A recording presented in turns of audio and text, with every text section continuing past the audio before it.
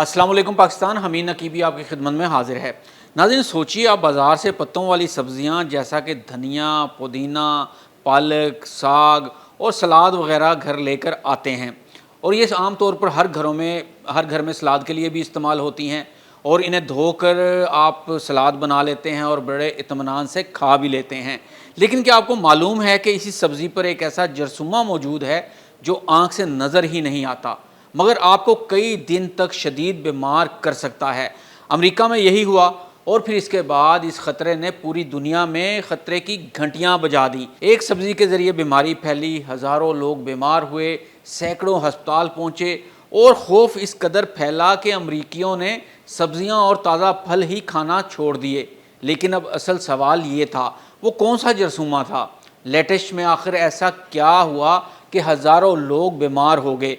क्या अब अमेरिका में दोबारा सब्जियां खाना महफूज है? और सबसे अहम सवाल, पाकिस्तान में हम रोज़ाना कच्ची सब्जियां, सलाद, धनिया और पुदीना खाते हैं, तो क्या हमारी सब्जियां भी ऐसे जरासीम से महफूज हैं?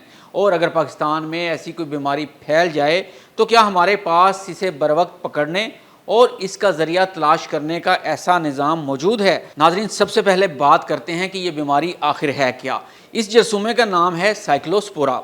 ये कोई आम वायरस नहीं, बल्कि एक इंतहाई छोटा पैरासाइट है जो इंसान की आंतों को मुतासिर करता है। इसके बाद अमूमन पानी जैसे दस्त, पेट में मरोड़, मतली, भूख की कमी और शदीद कमज़ोरी हो सकती है।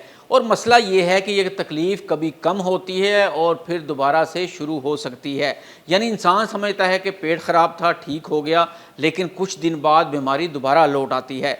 अमेरिका में क्या हुआ ये भी जान लेते हैं। 2026 के मौसम गर्मा में अमेरिका की कई रियासतों में साइक्लोस्पोरा के केसेस तेज़ी से सामने आने लगे। तहकीकात हुई तो उंगलियां जा पहुंची आइसबर्ग लेटिस की तरफ। ये लेटिस मैक्सिको में पैदा हुई थी और अमेरिकी मार्केट में सप्लाई की गई थी, जिसका नतीजा ये निकला कि 9400 से ज़्यादा अफराद बीमार हुए, तकरीबन 400 अफराद को अस्पताल दाखिल होना पड़ा और 2 अफराद जान से भी चले गए। ये अमेरिका में साइक्लोस्पोरा की सबसे बड़ी वबाओं में से एक बन गई। अब ज़रा सोचिए, एक ऐसी सब्ज़ी जिसे लोग सेहतमंद समझकर खा रहे थे, वही सब्ज़ी हज़ारों लोगों के लिए बीमारी का सबब बन गई। लेकिन सबसे बड़ा धचका बीमारी नहीं, खौफ था। जब यह खबर फैली तो अमरीकियों के जहन में एक सवाल पैदा हुआ, अगर लेटिश महफूज नहीं तो फिर कौन कौन सी सब्ज़ी महफूज है? जिसका नतीजा ये निकला कि बहुत से लोगों ने ताज़ा सब्ज़ियाँ और फल खाना कम कर दिए, और अमरीकी सर्वे में तकरीबन 40% लोगों ने कहा कि उन्होंने साइक्लोस्पोरा की वबा के बाद ताज़ा सब्जियों और फलों का इस्तेमाल कम कर दिया है। यानी एक जरसूमे ने सिर्फ लोगों के पेट ही ख़राब नहीं किए, लोगों का सब्जियों पर एतमाद भी हिला दिया। तो क्या अब लेटिश खाना ख़तरनाक है? यहाँ एक बात बहुत अहम है, वो समझें। लेटिश खुद ख़तरनाक नहीं है, मसला एक मखसूस आलूदा सप्लाई का था। मुतासरा लेटिश को मार्केट से वापस निकाल दिया गया, नए केसेस में भी कमी आना शुरू हो गई, और माहिरीन के मुताबिक अब आम लेटिश खाने का ख़तरा पहले जैसा नहीं रहा। यानी इस वाक़े के बाद ये नहीं कि सब्ज़ियाँ छोड़ दो, बल्कि असल सबक ये है कि सब्ज़ी साफ़ नज़र आ रही हो तब भी इस पर ऐसा जरसूमा मौजूद हो सकता है जो आँख से नज़र नहीं आता। अब ज़रा पाकिस्तान की तरफ आइए। यहाँ से ये ख़बर हमारे लिए वाकई अहम हो जाती है। पाकिस्तान में हम अमेरिका के मुकाबले में बहुत ज़्यादा ताज़ा और कच्ची चीज़ें इस्तेमाल करते हैं, जैसा कि धनिया, पुदीना, सलाद, पालक और साग वग़ैरह। लेकिन क्या हम जानते हैं कि ये सब्ज़ियाँ कहाँ से आई? इन्हें किस पानी से उगाया गया?